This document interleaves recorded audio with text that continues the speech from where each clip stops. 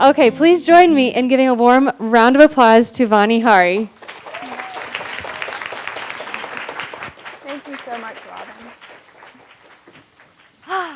Let's see here. So good afternoon, guys. This is the best speaking slot. It's always after everyone's eaten and everyone's tummy's full, but it's before 3 o'clock where your kidneys start to fail on you and you start to get really sleepy. So this is like a really prime spot, and I'm really excited to be here.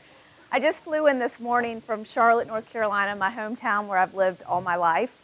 Flew in with this little bundle of joy here. She's 7 months. Not years old, but 7 months minus, I guess. And I'm just really excited about this conference because I love the purpose and the title of this conference. Take back your health. Yes, taking back your health is a form of activism.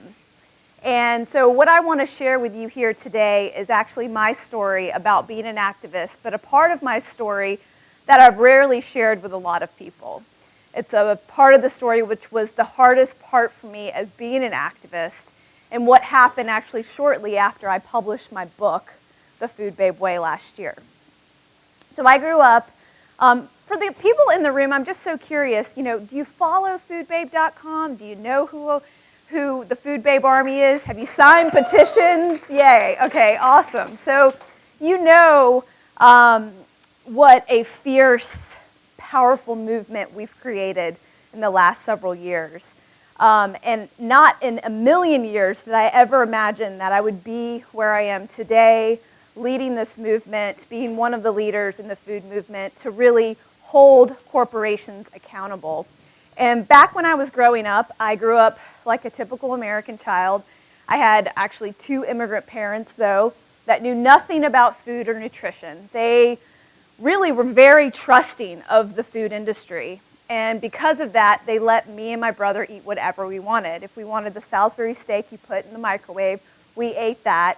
If we wanted the Burger King down the road, we ate that. And as I'm saying Burger King even today, my mouth is watering because of the way they engineer their food for you to always remember that flavor. And those croissant ham sandwiches in the morning that I used to have for breakfast, oh my goodness.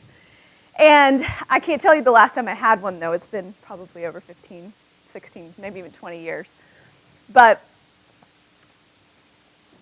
I grew up on the American processed diet.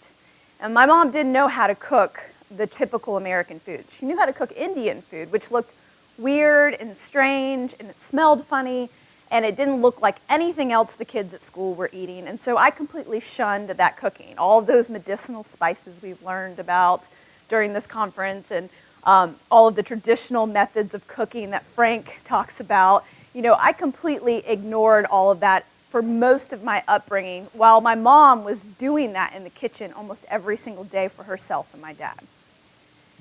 And as a result, I grew up with a lot of health issues. I had eczema, asthma, allergies. I'd always had stomach aches, would go to school and not want to be there, couldn't concentrate, felt awful, hated every minute of kind of my wellness kind of situation as a child. Always on prescription drugs, always on an antibiotic or a steroid to get through the allergy season. And out of all the doctors my parents sent me to, none of them ever asked me about the food that I was eating. They gave me a shot, they gave me a pill, they gave me a potion to put on my skin, to give to me to try to control the inflammation in my body. And it wasn't until my early 20s that I recognized this pattern of putting Band-Aid after bandage after bandage on my health issues that I really decided to take back my health. And it was a terrible episode of appendicitis. I went to the doctor with a terrible pain in my right side, and the doctor said, there's nothing wrong with you. You can go home, just take some Advil. And if it wasn't for my parents' sixth sense to say, hey, we think you should see another doctor the next day, I might not be here today because my appendix was about to explode. And so I had an emergency appendectomy the next day. And I was in my early 20s. I was overweight, overworked, working a very stressful cubicle environment on the road, working for a big six consulting firm and fancy executives on an expense account, eating at the big steakhouses, thinking that, that was the way of the future and to get to success. And I was on this really horrible treadmill of poison, I feel like, poisoning my life, poisoning my health. And when I decided to take back control of my health, I started to channel this energy that I learned in high school, where I was a debater. And I actually became one of a nationally ranked debaters. I got recruited to college to be on the debate team. And when you were in debate back then, when I was in debate, we didn't have Google. So you actually had to go to the library and research and photocopy evidence and carry huge tubs of evidence in the airport to go to different debate tournaments around the country, for people who remember that or were part of debate back then. And so I truly learned how to research. And so that's what I did with my health. I went back to the library and I checked out big books about nutrition. And one of the first books that I checked out, and I hope some of you have read in this book, in this room, because there's so many IIN graduates and so many other people that are really, taking very, very careful look at their diet, was Conscious Eating by Gabriel Cousens. And it became an eye-opener for me. I realized all the foods that I had been eating growing up were dead, processed food, had no life, and everything started to just go off in my head. And I started to look at packages and read ingredient labels and wonder, what the hell does dimethylpolysiloxane mean? Or azodicarbonamide? Or maltodextrin? Or carrageenan? Or what does the initials BHT mean? And so, because I'm inquisitive and I wanted to know and I love to research, I started to learn about chemicals in food. Now, I wasn't a chemistry major. I actually hated chemistry. I hated physics. I hated most of my math and science that I had to take as part of my engineering courses at University of North Carolina at Charlotte when I graduated in computer science. But I knew how to read, and I was smart, and I cared about what I was putting in my body. So I started to learn about these chemicals the food industry was largely inventing just to improve the bottom line of their dollar in their pocket, but not improve our health. I tried to look for health reasons why these ingredients were in our food. Like, if it doesn't just say apples and cinnamon and it has all these other ingredients, well, those got to be there for like a beneficial reason for humans, right?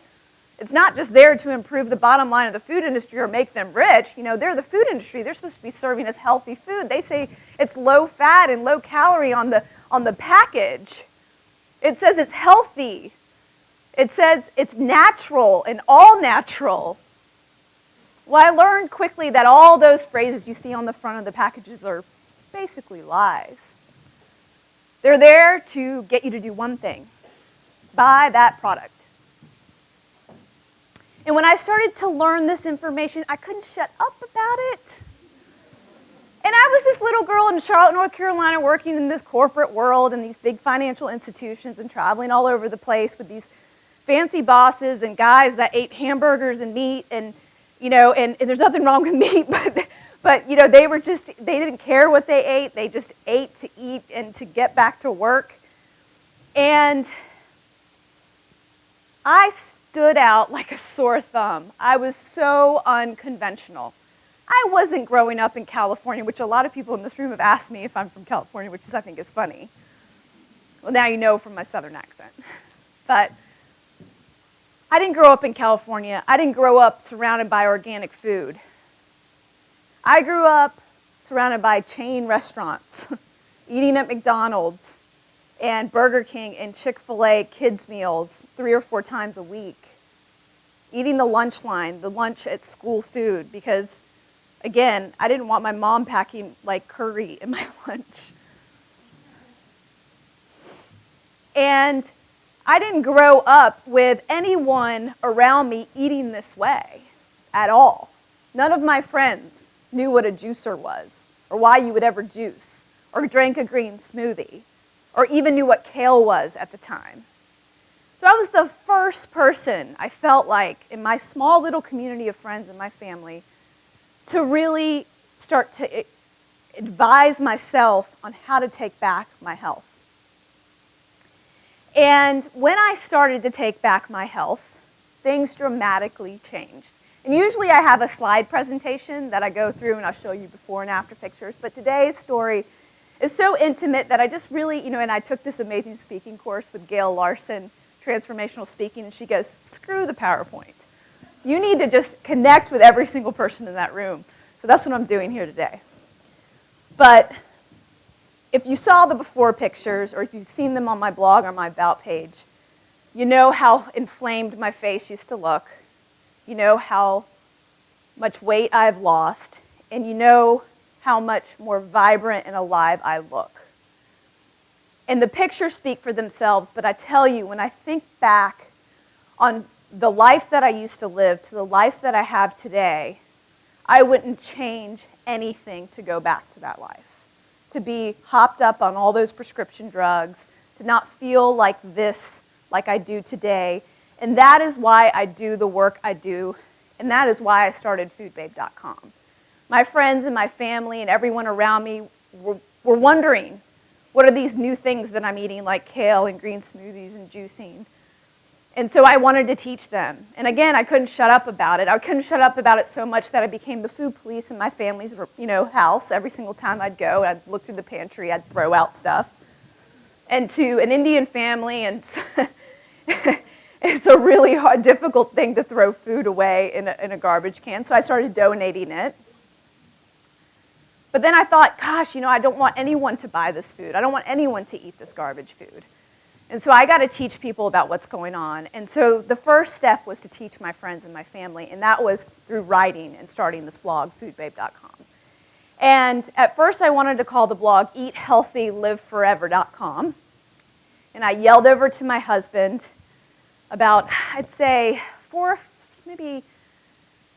about 8 months before the blog actually started. I said to him, I want to do this. I want to teach, everyone around. I want to share my recipes at least with everybody.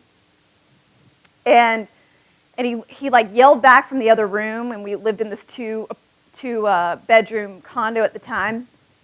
And his office was in the second bedroom, and he yelled into the living room where I worked out of. And he said, that is a horrible name, eathealthyliveforever.com. I'm like, what's horrible about eating healthy and living forever?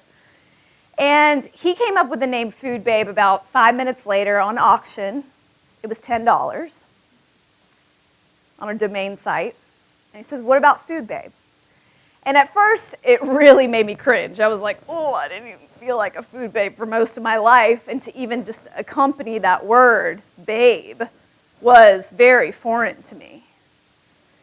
And I was always kind of like a tomboy growing up too. I wasn't into makeup. The makeup I'm wearing today, I would have never worn.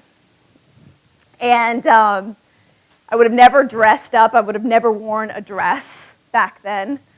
Always jeans. But I tell you, there's something that brings out your feminine nature when you start to feel great about yourself.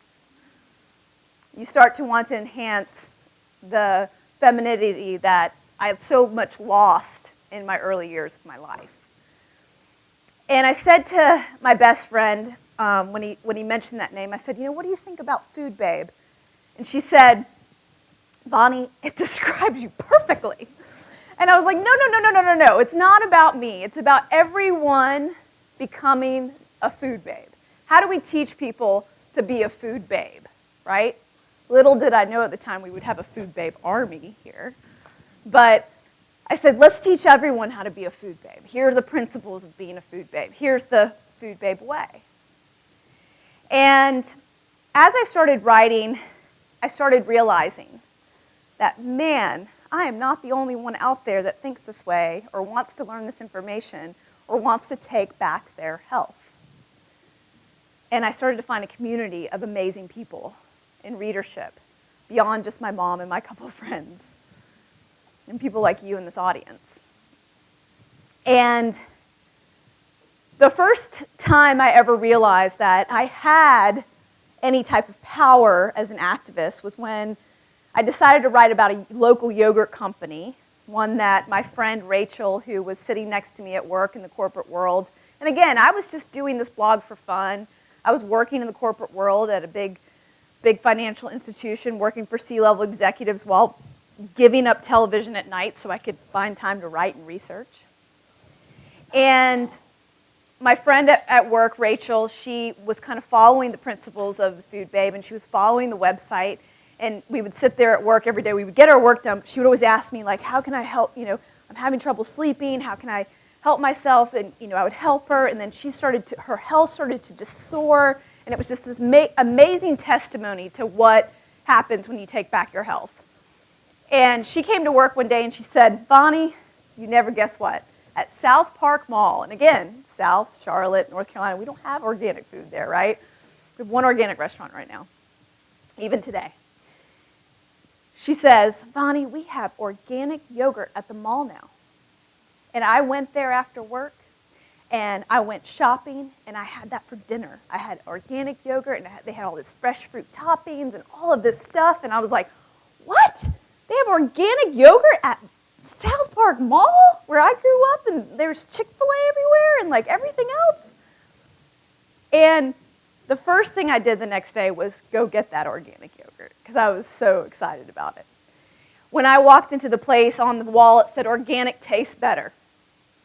And I said, oh, it sure does. And when I went through and I tried the different yogurts, and you guys have been to those frozen yogurt places, right? They have like 5 or 6, maybe even 10 or 15 flavors all lined up. Well, there's one flavor in particular that kind of called out to me I'd never heard of, taro. I said, what is taro? And I quickly Googled it. It's a root that, you know, grows in Southeast Asia and other, you know, hot climates. I said, let me taste this taro, and it came out blue. I said, taro must be blue. Well, when I researched it, it looked pretty brown. So then it started to make me curious about what they were putting in this organic yogurt to make it blue. And this company actually was taking organic milk, starting there, and putting GMOs, trans fats, artificial food dyes, preservatives, all sorts of other stuff in their yogurt. It was coming in a powdered form, the probiotics completely destroyed, no beneficial quality to that frozen yogurt. And when I called this out on my blog, and when I talked about the fact that it was so hard to figure this out and to actually get the ingredients, the CEO, after a few days of the Food Babe Army sharing that article, small Food Babe Army at the time, very small, maybe just a few hundred people, but enough to get his attention, wrote me an email and yanked down the marketing. And that was my first taste of activism. I said, wow, if I can get a local, organic, quote unquote, yogurt company to change its practices and be more transparent and truthful about what they're serving us, what about others? What about other big chains? And really, since then, it's been history. We've changed a lot. We've changed a lot together. We've changed many multi-billion-dollar corporations together. And if you read the news about the food industry, they cannot wait to get out the artificial ingredients because of you guys out there sharing this information and learning about what these chemicals actually are and why they were invented and what they're doing in our food.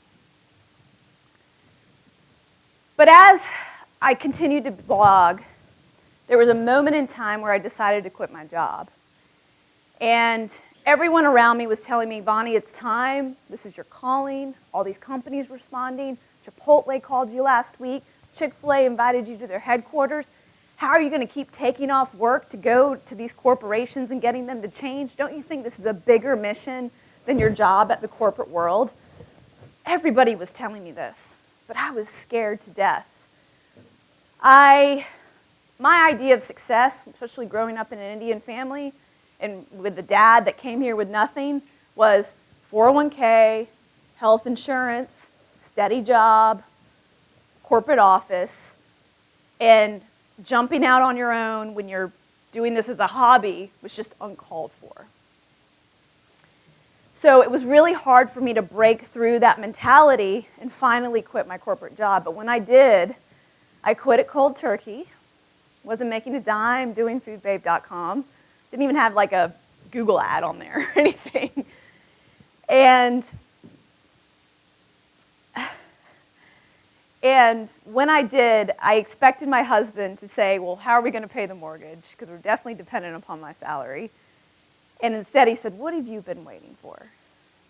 And when I got back from that, I was on a vacation over Christmas when I made the decision.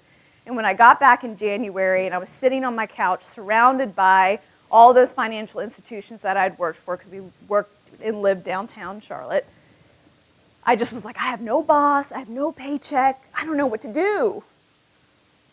And I was like, how am I going to make this work? Instead of figuring that out, I just got to work. I just started to investigate. And the first thing I started to investigate is how companies overseas are serving better ingredients to people in other countries. And how they're selling us the same products here, but full of artificial ingredients. And I started to expose that stuff, and within 2 months, I'm on Dr. Oz, I'm on CNN, I'm on all of these shows. I've had 0 media training. I'm getting completely questioned by these people about these chemicals in food. People are like, who the hell is this food babe? And why would you call yourself food babe if you're a food activist, right?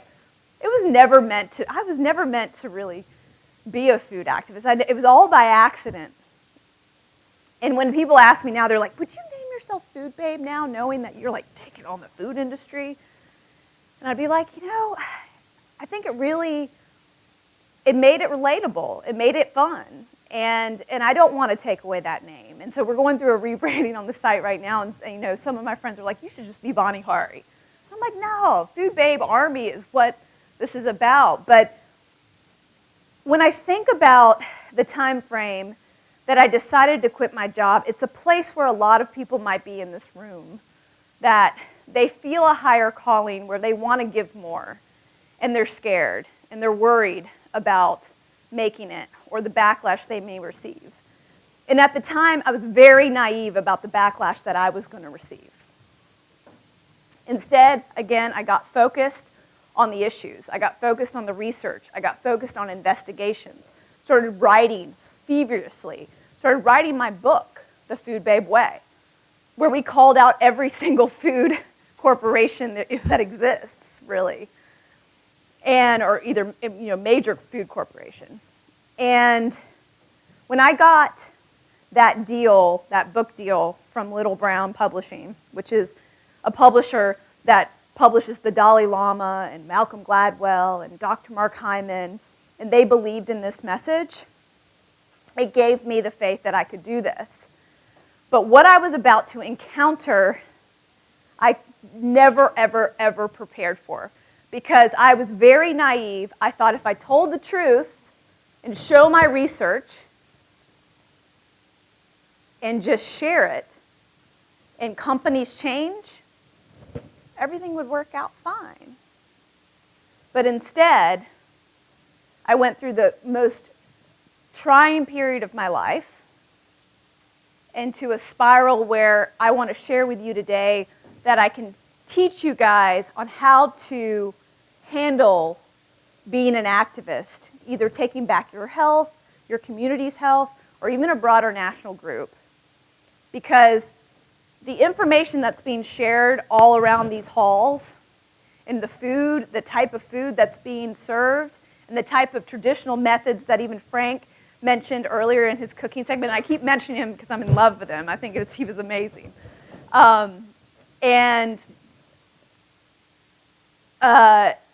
All of this is very non-conventional, and we're being completely railroaded by the food giants and sabotaged by them and manipulated by them through the media and through PR companies to prevent this type of information from getting out. And I'll tell you how far they're willing to go. So I got my book deal. I've written my book. My book's about to come out in about 4 months. All of a sudden, there's a lot of focus on who the food babe is. We got Anheuser-Busch and Miller Coors to release the ingredients in beer for the first time in history. We got Subway to remove azodicarbonamide, the Yoga Mat chemical in their bread, which they subsequently removed all artificial ingredients. We got Kraft to remove artificial food dyes. We got Chick-fil-A to go antibiotic-free at this point. And the food industry is worried about the Food Babe Army. And they are worried about what we're doing. And the next topic that I mention on the blog opens up a Pandora's box of biotech agents out to get me. And that campaign was Starbucks, asking Starbucks to go organic and to go for organic milk and to stop serving milk from cows fed GMOs. And this was my first, yes, I know, right? This was my first major campaign to attack the GMO space, right? To really educate the consumers about what GMOs are doing to our environment, the types of toxic pesticides that are and herbicides that are coupled with GMOs. And the biotech industry was like, no, no, no, no, no, no. She can take on all these other random chemicals and other things. She's not going to take on GMOs. And so the biotech agents released a big PR campaign against me. And at the time, I didn't know this was happening. I didn't know this was happening, okay? Now I do, so I can actually tell the story. But at the time, article after article after article started coming out about how I was a fearmongerer, how I had no scientific backing, how I wasn't a nutritionist, how I wrote some error on my blog 5 years ago or 3 years ago, and someone found it and is trying to make me look stupid. They've taken words even out of my book that have been out of context, and doing everything they could to attack the messenger, the person who was leading this movement to change the food industry. And I remember the first piece that came out, there was a urgent media request on my blog. It was from NPR. It was for their blog, and they go, we want to get a quote from Vani Hari about the scientists that are against her. And my book publisher had their own PR section of their publishing house, and so I asked them, I said, should I be answering this? This seems like a setup. And they go, absolutely not. Don't take any media until the book comes out. And I said, really? You know, are you sure? Because I can defend myself. And they're like, no, no, no, no, don't answer. So NPR went ahead with the article, wrote it without my perspective, quoted all sorts of people that we'll get into in just a minute. Then, about a month later, I got another urgent media request. This time, it was from the New York Times. You don't turn down the New York Times, right? And my publisher obviously didn't want to turn down the New York Times because being written up in the New York Times, is like a big, big deal when you have a book coming out. And they were kind of freaking out. They were like, Vani, you need to go through media training. You need to really prepare for this interview. The New York Times is not easy. We're very concerned about it. They came back to me and they go, yes, the media training is $6,000. I was like, what? I was like, listen, I'm going to go in there and I'm going to tell the truth. And that's it. I don't need any media training to go in there and tell the truth. I will be fine, okay? And I wasn't going to pay $6,000 for media training at the time. And I thought, what could they base it, what can they tell me that I don't already know, right? And it was expensive, it was really hard for me to invest in that moment. So I did not go through media training, but what I did do is when I flew to New York, I sat down with my publishing house PR team, and we went through, line by line, all of the attacks on the Food Babe, the fear-mongering. What do you say to being a fear-mongerer? What do you say to being not a scientist? What do you say to this attack or that attack? And I went through it, and I answered everything brilliantly with my PR team. And so I went back to my hotel to get ready for my interview with the New York Times. And I researched this New York Times reporter. She seemed all right. She was a food writer. She had written a health book of her own. And I thought, she seems unbiased. She seems like fair. It'll be great. And I thought about what I was going to wear, because like any good woman, right? You want to know, like, you think about what you're going to wear till this is like what they say is like one of the biggest interviews of your life. And so I wore this heart sweater. It was in November, before my book came out in February. And it was this heart sweater because I thought, oh, if I go in there with love on my mind, I even wore matching heart earrings, that what bad could happen? So we decided to meet at my favorite restaurant in New York City, ABC Kitchen. And if you guys have ever been to ABC Kitchen or ABC Home or any of the ABC properties, you know it's like a fairy tale when you walk in. It's this heavenly, beautiful, white, and everything's light pink, and it's just like this breath of fresh air, and they're serving organic food, and it's an amazing environment, and it's just so beautiful and breathtaking. And I thought, oh, this would be the perfect place to meet. This really embodies what I'm about and what I want for this world. And so when I walked in and I met the reporter, she literally did not say hello, how you doing, how's the weather, none of that stuff. None of that small talk stuff that we do here in the South, right? And I consider this sort of the South. But where I'm from in Charlotte, you say hello, how you doing, how was your trip up? You get to like at least a couple sentences of friendly talk. No, it was none of that. It was like, let's go sit down. She turned on the tape recorder, and all of a sudden, I found myself in an interview where everyone around me, including that beautiful restaurant, had turned into like a cave of like a dungeon, like being tortured through questioning. That's what it felt like. Like everything had just disappeared around me. I was ready for every single one of her questions that she asked me. And when she asked me about all the quote-unquote scientists coming after me and what I thought about their opinions, I told her they're working for the food lobby. They're the ones that want the status quo to stay the same. Or they could be the ones creating the chemicals in the first place and working with the food companies or for the chemical companies, or be somewhat paid by these big corporations. And she says, no. These are independent university professors who say you have no qualifications and you don't know what you're talking about. I said, what? I was like, I think you need to go back and research that, because these people that are coming after me, they are all colluding together. And I tried to convince her of that, but it wasn't convincing. A couple months go by after that interview, and right shortly thereafter that interview, let me just explain, I left New York right away. I went straight back to the airport and back home to Charlotte, North Carolina. And on the way, I called 3 people.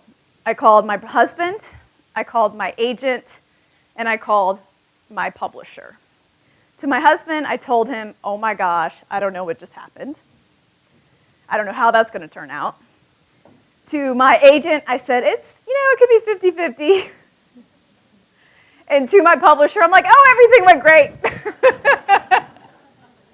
I didn't want them to worry, because they had really gone out on a limb to get this information published in a big way. So a couple months go by.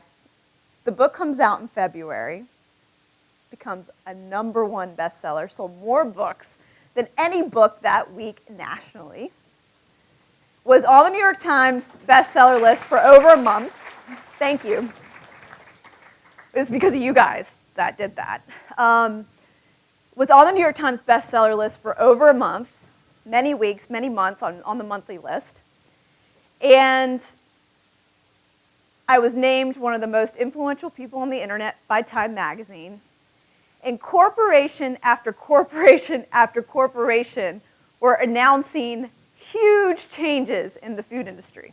And I actually had to write down categories because there were so many. I mean, everything from General Mills to Kellogg's to Hershey's to Nestle, all announced the removal of artificial food dyes and artificial preservatives, and even Hershey's removing GMO sugar. We had the antibiotics issue being covered. We had Chick-fil-A making a commitment, finally coming through with that commitment. McDonald's, Costco, Walmart, all of them looking at human use antibiotics and removing that because of the threat of superbugs in our environment. We had companies removing GMOs left and right from their product lines. They were producing more non-GMO project verified products. They were producing more organic versions of old school favorites that we liked. Caramel color was being removed from pumpkin spice lattes. Ingredients were being posted for the first time in history, like Starbucks drinks. We had BHT being removed from General Mills cereal, a nasty endocrine disrupting preservative that we campaigned for. I mean, company after company after company. Papa John's doing, I think, $100 million investment to retool their ingredient list so they could get rid of artificial ingredients because of a pizza investigation I had done that went viral and over 10 million people had read and shared because of you guys.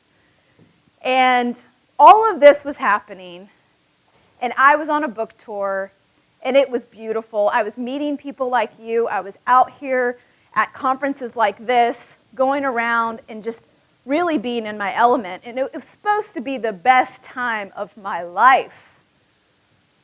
But at the same time, detractor after detractor after detractor was coming out in the media against our work. And that New York Times piece was published about a month and a half later after the book came out. And when it came out, it quoted 4 people. Number 1, Dr. Fergus Clydesdale, a guy in the article that was obviously not in favor of this work, but was connected to the caramel color industry that the New York Times never pointed out. Number 2, Dr. Joe Schwartz, a professor of chemistry at McGill University in Canada, a guy that has been paid by almost every single biotech company to speak on behalf of that company. Number 3, David Gorski, a cancer surgeon, but one that doesn't believe in anything natural, holistic, or anything that we would be discussing here at a conference like this. And number 4, Dr. Kevin Folta, University of Florida professor of plant biology. A guy who volunteered for a website that is funded by the biotech industry. That's all I knew at the time. But we learned a lot more, and I'll talk about that in just a minute. So all the things that I told this reporter, that these guys are obviously connected to the food industry, and that is why they're going against this work and this movement, my comment made it into that piece. But it still looked like it was little old me, Bonnie from Charlotte, North Carolina, girl, the food babe, who once wore a bikini on her website, yeah, they posted that, against 4 scientists, doctors, people of higher education in these fields, paid for messengers of the corporate world. And this isn't just happening to me. This is happening to all of our information that's getting discovered about true health. And if you've been following any of the sugar scandals that have happened with Coca-Cola and the CDC, that have been published almost weekly, I feel like, in the New York Times and in the AP and other major reports, you'll notice the corruption is just so widespread. But at the time, I took all of this very personally. I got tired of being attacked.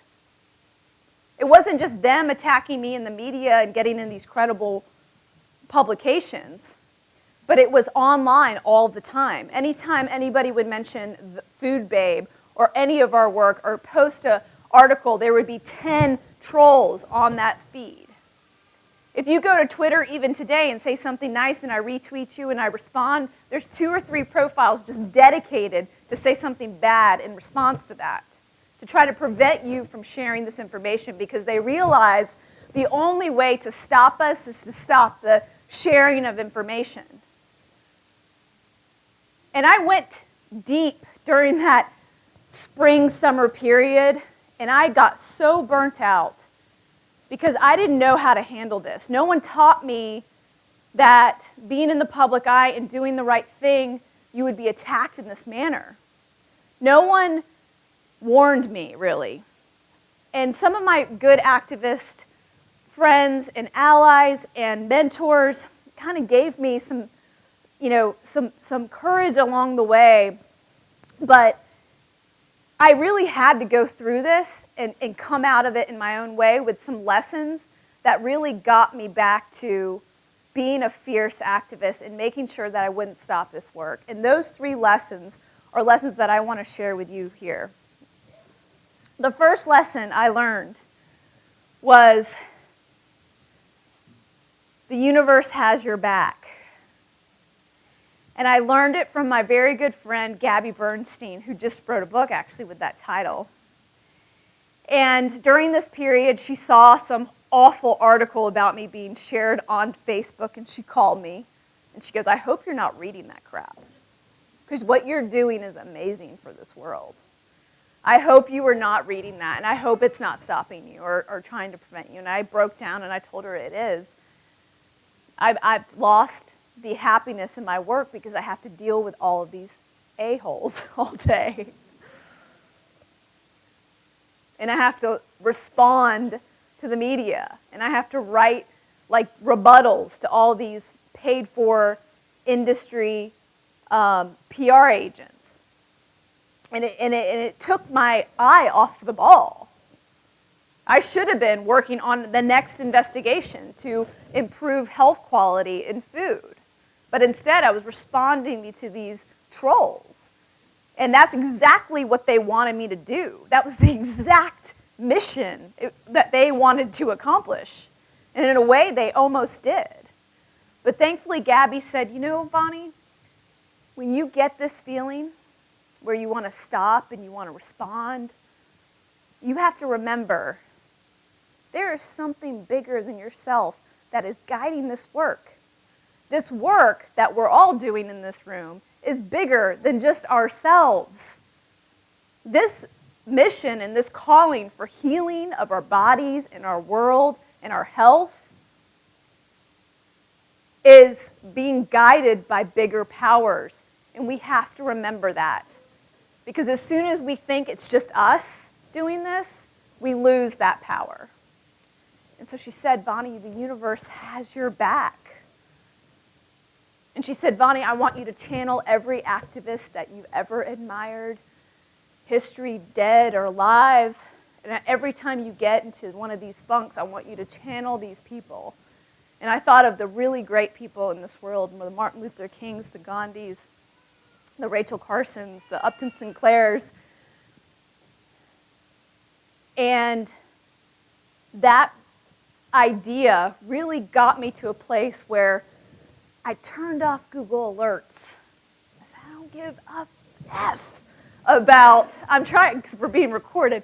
I don't give an F. I usually cuss in my speeches, I'm sorry. I don't give an F, don't listen, about what they say about me anymore. So I turned off Google Alerts. And then I started to laugh because my mom, during this whole time, she's never been fazed by any of this stuff, right? She never was like concerned or scared. Like anytime, she thought all press was good press.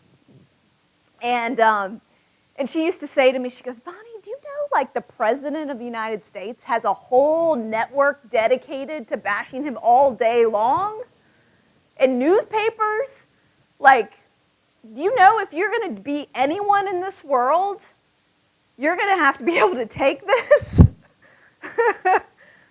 And I go, gosh, Mom, that's a really good point. But I was like, I don't know if I don't know if I can. But I tell you, we can. We all can when the universe has your back. So the second lesson I learned was this phrase by a Buddhist monk, and the first time I read it was actually in ABC Home giving a talk in the Deepak Chopra Center during my book launch, and on the wall it was written by a Buddhist monk, Thich Nhat Hanh, "No mud, no lotus." Without that mud, that mud being slung all over the place, there can't be any lotus. And so that, without that struggle, there can't be progress. So I started to accompany this idea that I was going to take one for the team. Whatever they're going to say about me, destroy me as a messenger, I was going to keep going and getting the message out there, no matter what. Being fearless, telling the truth, keep on writing, keep on researching, start my next book, do whatever I could to keep educating the masses about the food industry. And the third lesson that I learned was the truth will always prevail. In September, after my book came out in February, on the front page of the New York Times, ironically, there was an article about that University of Florida professor, Dr. Kevin Folta, number 4 on that list that I just mentioned, that was mentioned in that New York Times article about me, saying that I was a food terrorist in there. There's a front page article about him. Front page article about how he was taking money from Monsanto and denying to newspaper after newspaper after newspaper that he was connected to the biotech industry. Information released through a Freedom of Information Request Act by a very brave organization called U.S. Right to Know that is investigating the corporate ties with quote-unquote independent university professors. When I got that paper, I was in San Francisco, California, and I was speaking that day. I remember sitting down at breakfast and getting the paper, and it was easy to get the paper because I was at a hotel. And I just looked at it, and I go, it was like a gift from God. That's how I felt. It was like I felt like I had been so vindicated because this guy had made my life so miserable. I mean, he was quoted all over the place against me. In that NPR article I mentioned, in The Atlantic, that very prestigious magazine, all over the place, on TV. And it just reminded me that the truth will always prevail. History will always absolve itself. And so you got to believe that. And so sharing this story with you, I don't think I could have ever done last year. It took me a long time to get out of this funk and to learn these lessons.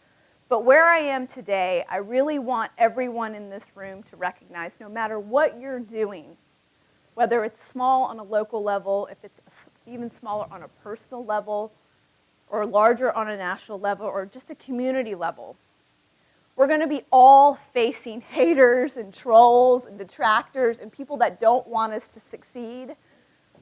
And when they try to get at you and they try to prevent you from making progress, remember these 3 lessons, because I tell you, no one taught me how to deal with this. And so I feel like it is my calling and my mission now to teach other health educators about what they may encounter along the way. And with that, I want to go ahead and answer some questions. Thank you so much.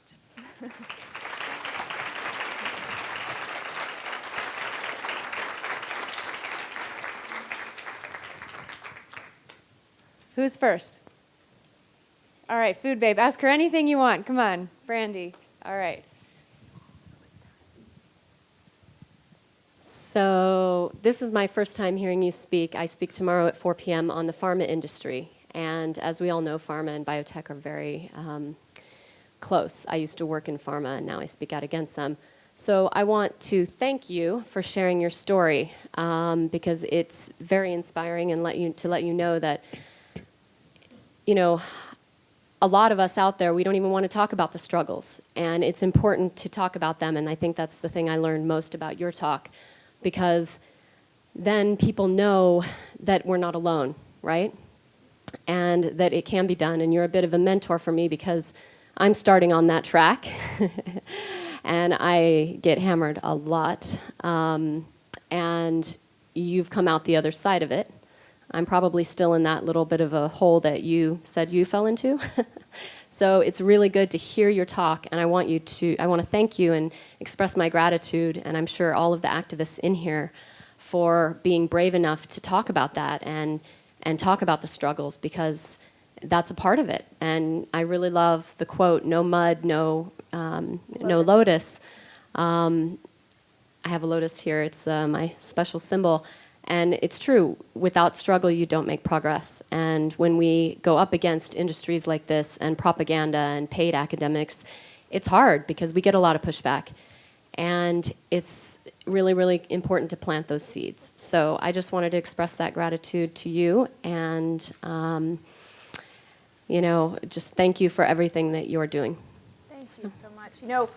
I just want to say one thing, that when you get deep down in that hole, the thing that gets you out is all the people you're helping.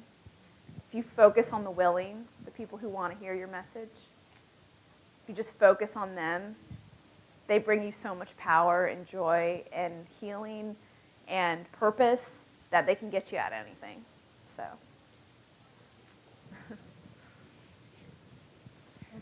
Where is it? Hi, my name is Kimberly. Don't really have a question. I've been following you for a long time. But I just wanted to say, based on what you just said and what you're doing, I want, the concept of the wounded healer, right? So a lot of us have gone through amazing struggles to share our message. And the fact that you're going through the struggle is an indication that you're equipped. And so you need to look at it in that way, that you're equipped. I have a scar down the middle of my belly in 2008 when I was doing all the good stuff, eating what I was supposed to, soy, and developed fibroid tumors. The largest one that they removed from my body was 15 pounds. When I was diagnosed in February of 2008, and wow, I didn't think it was going to be this emotional, February in 2008, and was forced to have a myomectomy in August of that same year, I had to fight with my doctors not to have a full-blown hysterectomy at 35. And my whole thing is, I found a great doctor. I can still have children. I am single, so if anybody knows. But still, I struggle. My body, I'm writing an article right now on body betrayal. What does it feel like to want to help someone and want to share what you're going through, but you don't look like what the industry is putting out there as health or healthy. And so I just encourage all of you, those of you who are doing the work, those of you who are thinking about the work, you're equipped. What's your focus in the future? What are you up to next? So that's a good question. So I'm going to have this baby, and that's kind of my focus right now. I've been in that nesting phase, and I've been cleaning every drawer in the whole house, which is really weird because I've never wanted to do that in my entire life. No, but seriously, the next phase is the next book. I'm working on that, which is going to be talking about some of the concepts I talked about today, going really deep to really stop the masquerade that's happening about the information being shared in the media about true health, and make sure people know that when they see something on the Today Show, it's likely being paid by the food industry. I think people need to know that information. And before, I was a little scared to go after the media because I thought I needed the media to get the food industry to respond. But I realized that I don't need the media to get the food industry to respond. I need you guys. So, and I need you guys to become educated about what's happening out there in all of these scandals that are happening. And so I want to write about that. And I do want to take the platform to another level in a way to educate more people. So whether that be more of a video format or a more of a podcast format, I haven't figured it out yet, but I'd like to try to do that, to try to bring more information and bring some of the amazing people that I meet along the journey, their information to other people, because I think there's so many of us that have so much good information that we're sharing with people and we may not know about each other, that I would really like to help those people get voices. So, yeah. Hi, Angelique Lucas. So I am not necessarily an activist, and I wasn't looking to be, right? I mean, healthy for me growing up was don't put sugar on the sugar cereal and you're good, right?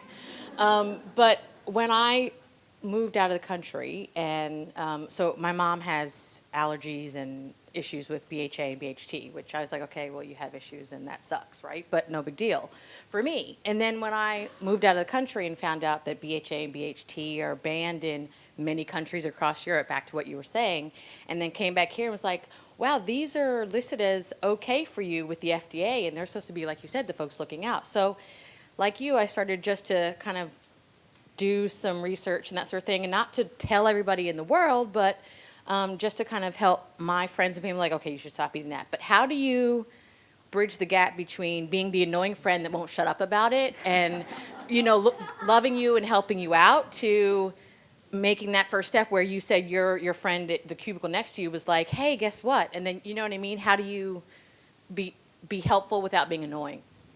Yeah, that's a really good question. Because I can tell you, I've been annoying. You know, if you had my brother or my mom or any one of my family members or even some of my friends up here, they'd be like, oh, God, eating with a food babe. No, I'm really not that bad. Not anymore. I was back then. I was so bad that I would go to other blogs and leave mean comments if they were sharing processed food. And I didn't know blogger etiquette back then, which is kind of funny, because I look back and I go, I can't believe I was such a, you know, B word. You know, like, I couldn't even believe I used it. Gosh, it was so judgmental. Now I'm not like that at all, because I've learned that we're all in our journey, right? We're all at different places. You know, we all got to get there somehow. We're not going to all eat the same way. We're not supposed to eat the same way. We're all, you know, bio-individual. So my advice is twofold. Number one, start a blog.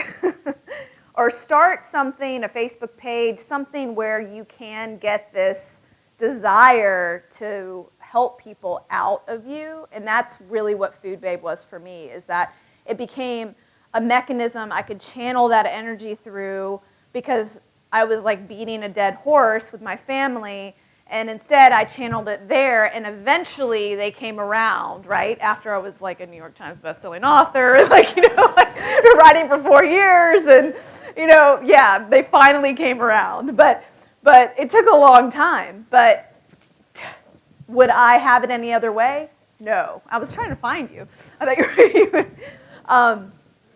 I wouldn't have it any other way, because my brother, for example, you know, has lost 20 pounds, looks better than he's ever looked in his life. His skin is clear. He has more energy. His mood, his body, his life has just improved so dramatically. And I mean, if there's anyone that I was doing this work for, it was my own family. And so, yeah, it took a long time to reach them, but leading by example and finding the people who, remember, focus on the willing, the people who want to hear the message. Because that feeling of feeling this way when you feel awesome eating kale and other really good plants and fruits and vegetables and from the 4 kingdoms, that's very contagious. People want what you have, you know? And if you start leading by example and just saying, you know, like, you know, when I used to go out to eat, you know, one way I would influence my coworkers is they'd say, you know, Vani, where do you want to go out to eat? And I'm like, well, can we go here, because I know they don't have MSG in their soup? And they, you know, they would kind of look at me like, how do you know that, or why do you even care? And it was an opportunity to educate versus going out to a place and being like, "Ah, I can't believe you're eating that soup, it has MSG, right? There's a different, you see the difference? So it's about putting it back on you, leading by example, explaining why you have this preference, and not being afraid to be unconventional too, because again, as much as I like to see this many people interested in eating healthy and like wanting to change the world, there's 99% of other people that haven't gotten it yet. They don't understand this yet. They don't know. That's why fruit by the foot is $1 billion industry. Okay, and I'm not even joking. I think they make something like $1 billion. So just remember that.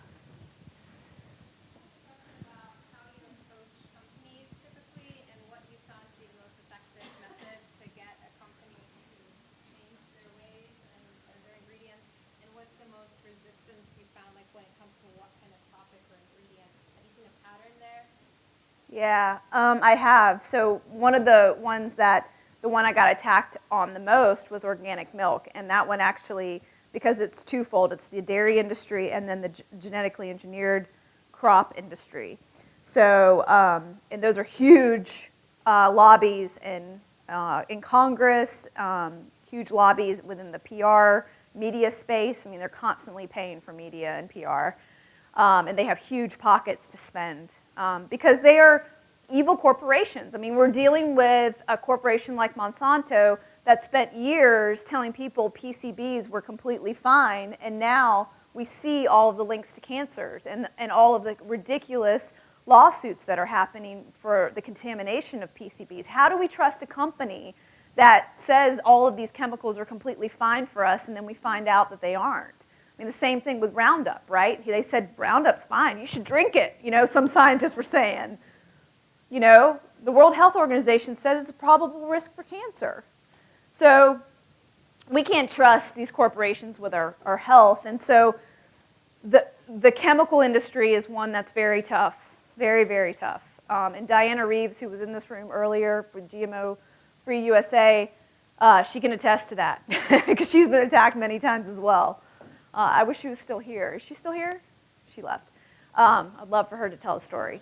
But one of the things that is important to realize about getting chemicals out of our food is the reason, for example, if you remember the Subway campaign, the Yoga Mat chemical in Subway bread, the reason I picked that specific chemical wasn't so much because I thought if they remove that chemical, it's going to make the bread like suddenly healthy. It was to point out that Subway was already making their bread without this very controversial chemical overseas, and why weren't they doing that for us? And to point out how the FDA does not actually regulate chemicals that go into our food, that actually 3,000 of them go completely unregulated, that there's no safety standards, that the food companies themselves who invent those chemicals are the only ones that know what they actually do. And it was to really highlight the discrepancy in that and to wake people up about, hey, you need to read ingredient lists. And it's funny because some of the critics that come after me are saying, getting out this one chemical out of Subway bread didn't make us healthier. No, actually it freaking did. It woke up a nation to ingredients in food, and every food corporation right now is removing a lot of those very controversial chemicals. He's got the mic. I don't know if you want We got a question over here. This gentleman's Okay. waiting for a little Sorry. bit here. Sorry. Thanks, Bonnie, for sharing your amazing journey into healthy living, for really helping all of us humans to really realize what's going on in the food industry around for us for your work. My question goes to food is one source of energy, but attacks, you mentioned the Pandora's box, if you go into it, so much deeper than food.